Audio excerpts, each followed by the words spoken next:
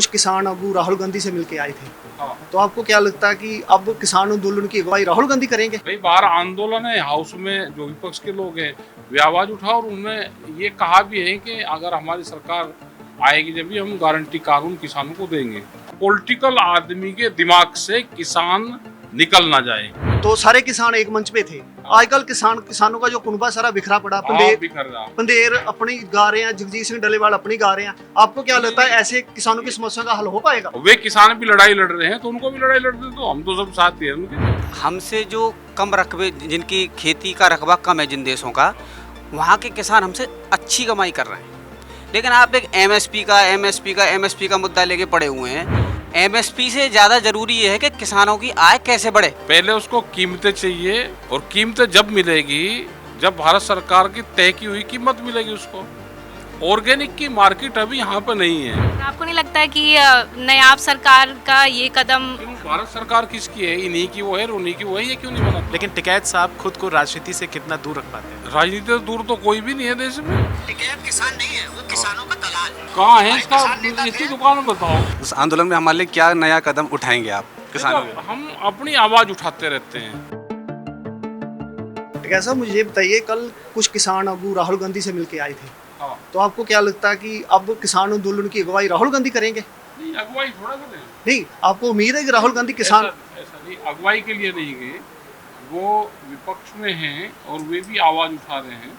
House में रहते हैं तो सत्ता पक्ष से कैसे काम करवाया जाएगा? भाई बाहर आंदोलन है, हाउस में जो विपक्ष के लोग हैं वे आवाज उठाओ और उन्होंने ये कहा भी है कि अगर हमारी सरकार आएगी जब भी हम गारंटी कानून किसानों को देंगे। और किसानों की आवाज हाउस में उठ रही है, सत्ता भी उठा रही है, पक्ष वाला भी उठा रहा। नहीं, कुछ जो उन्होंने इस तरह का आश्वासन भी दिता कि ਜਿਹੜਾ ਵਿਰੋਧੀ ਧਿਰ ਉਹ ਸਰਕਾਰ ਦੇ ਦਬਾਅ ਪਾ ਕੇ ਕਿਸਾਨਾਂ ਦੀਆਂ ਜਿਹੜੀਆਂ ਸਮੱਸਿਆਵਾਂ ਉਹਨਾਂ ਨੂੰ ਹੱਲ ਕਰਵਾ ਸਕੇਗਾ। नहीं, हल तो क्या करवाओगे, लेकिन हाउस में आवाज उठेगी तो कुछ ना कुछ तो होगा। देखो, पॉलिटिकल आदमी के दिमाग से किसान निकल ना जाए। हाउस में किसान शब्द रहे। मतलब आपको लगता है राहुल गांधी ऐसा कर सकते हैं? राहुल गांधी का मतलब ये है कि वो विपक्ष में है, तो विपक्ष वालों से मिलना कोई गुनाह थोड़ा है कि किसान विपक्ष से नहीं मिल सकता। मिल सकता है, वो सत्ता से भी मिलेगा, विपक्ष वालों से भी मिलेगा। अच्छा, दूसरा कैसा, मुझे ये बताइए कि जब किसान आंदोलन शुरू हुआ था, हाँ जी, तो सारे किसान एक मंच पे थे। आजकल किसानों का जो कुनबा सारा बिखरा पड़ा, बिखर रहा। पंदेर अपनी गा रहे हैं, जगजीत सिंह डलेवाल अपनी गा रहे हैं। आपको क्या लगता है ऐसे किसानों की समस्या का हल हो पाएगा? सरकार ने कुछ लोगों को अलग किया है। आपको अब सरकार पे इल्जाम लगा कि सरकार ने फूट डाली है कांग्रेस उसने भारत सरकार ने। तो फिर किसानों को खुद चाहिए कि वो अपना कुनबा ना बिखेरे। खुद तो हो रहा है ना, वे किसान भी लड़ाई लड़ रहे हैं तो उनको भी लड़ाई लड़ने दो, हम तो सब साथ ही हैं उनके। अब कितने दिनों से शंभू बॉर्डर पे जो मोर्चा चल रहा है उसमें अभी नहीं, हम नहीं गए उसमें। हमने उनको कहा था और एक कमेटी बनाई थी कि संयुक्त मोर्चे भी अगर आए तो आप बता दो, तो उन्होंने नहीं कहा कि संयुक्त मोर्चे इसमें शामिल हो, क्योंकि भारत सरकार एक नया संयुक्त मोर्चा बनाना चाहती है उन लोगों के माध्यम से, जिससे पंजाब सरकार बदनाम होगी, वहाँ का व्यापारी बदनाम होगा और किसान बर्बाद होगा, बदनाम होगा उस आंदोलन से। क्योंकि व्यापारी किसान को कहेगा कि हमारा पूरा कारोबार खत्म हो गया, और भारत सरकार को फायदा है क्योंकि वहाँ विपक्षी सरकार है, वह जितनी डिस्टर्ब होगी तो इतना ही इनको फायदा है। मतलब आप सीधे सरकार पे इल्जाम लगा रहे हैं? किस पे लगाऊं भैया, किस पे लगाऊं? आपको थोड़ा लगाऊंगा कि चैनल वालों पे? सरकार फूट डलवा रही है। फूट डलवा रही सरकार। तो आप क्यों नहीं ऐसा काम करते? नहीं, हम एक मंच पे आ जाए। हम गए, हमने बातचीत करी, लेकिन वो भी नहीं चाहते। अच्छा, दूसरा टिकैत साहब ये बताइए कि हरियाणा के सीएम है, उन्होंने किसानों का कर्जा माफ हो, उनको एमएसपी का जो मतलब दिया, वादा किया कि ये होगा। आपको क्या लगता है ये चुनावी? ये भारत सरकार को करना पड़ेगा।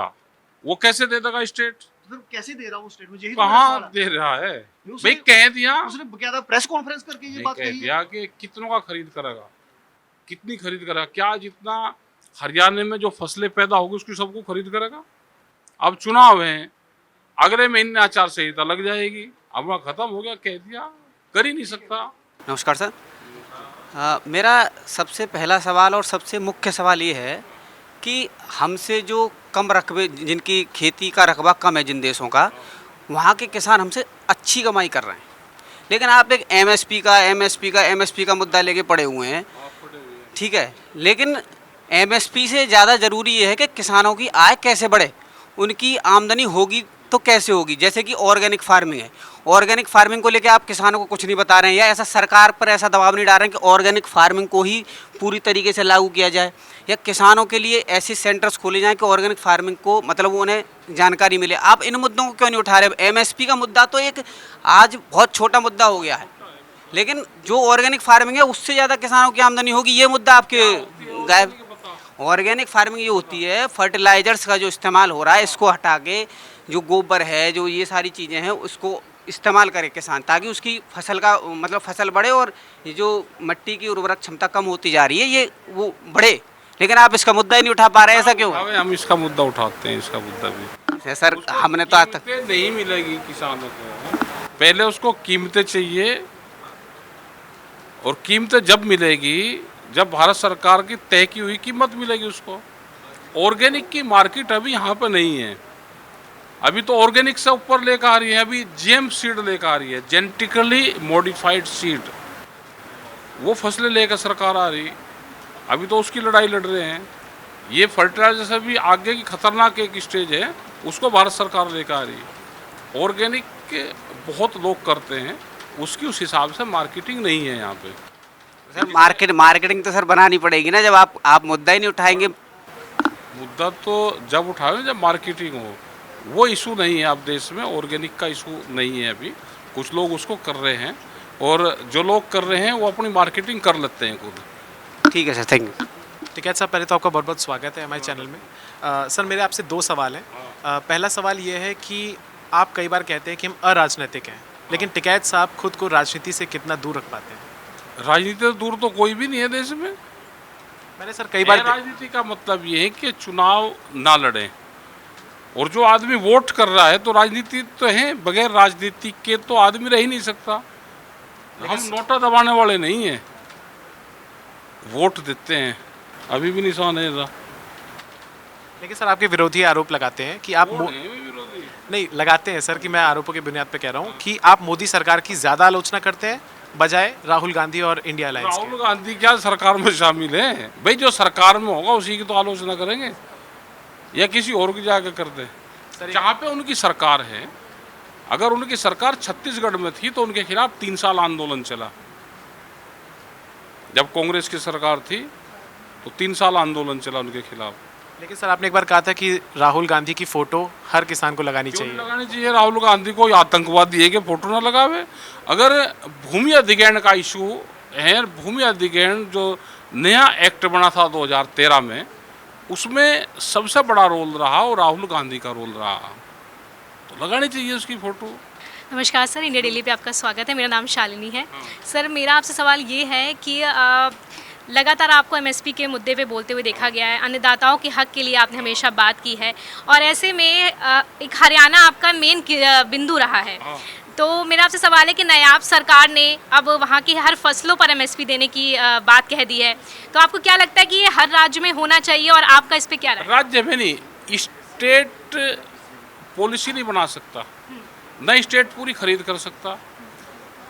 एमएसपी गारंटी कानून सरकार खरीद करे या कोई व्यापारी खरीद करे, जो भारत सरकार का एमएसपी है उसके कम पे खरीद ना करे, ये कानून भारत सरकार बनाएगी।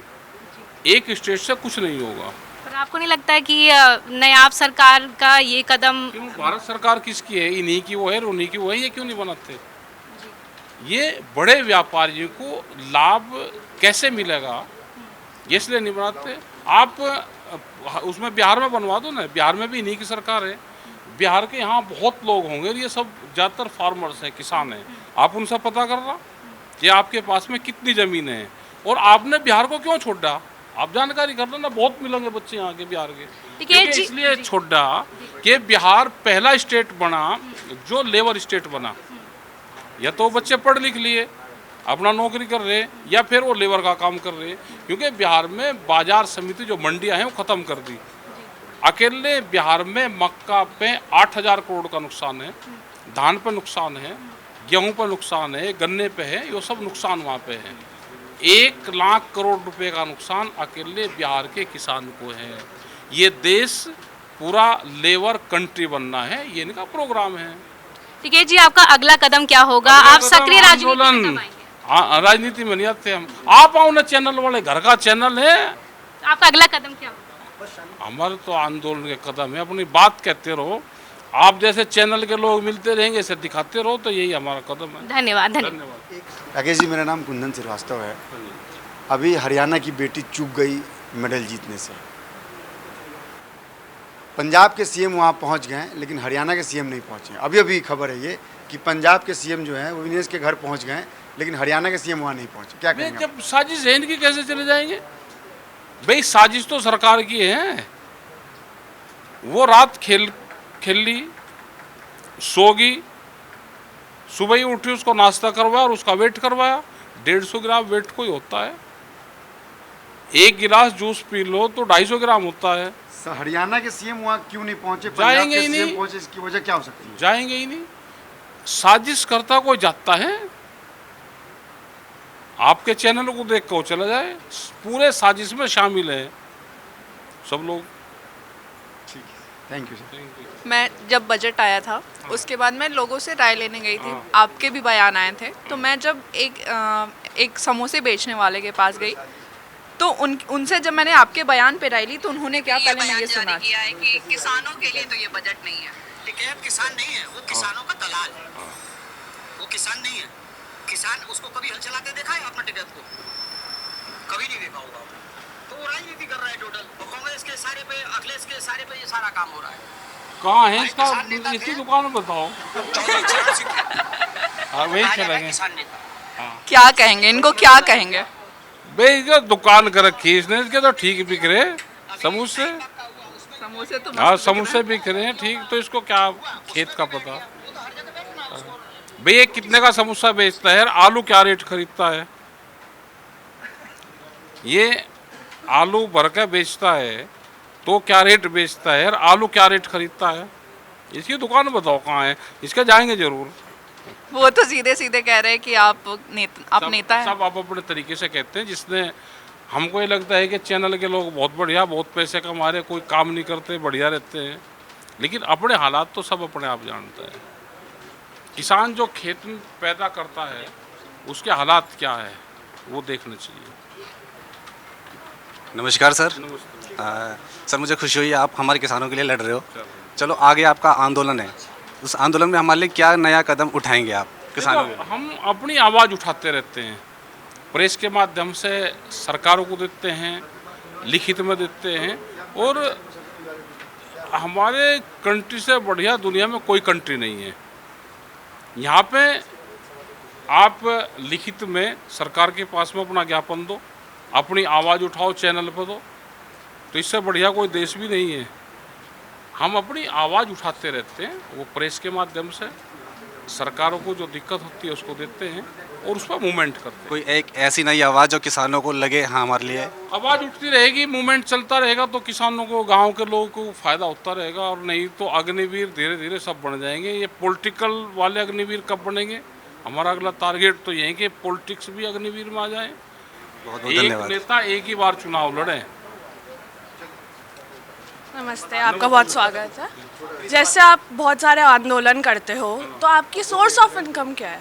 सोर्स ऑफ इनकम हमारी खेती है। खेती और से इसमें ही सारा खर्चा हो क्या जाता है? है। इसमें खर्चा कहाँ होता है? तो आप अपने आप को बेटर लाइफ करने के लिए क्या करते हैं? और खेती है, पूरा परिवार है, ज्वाइंट रहता है। उस हिसाब से हाँ, चल तो उसी से चले।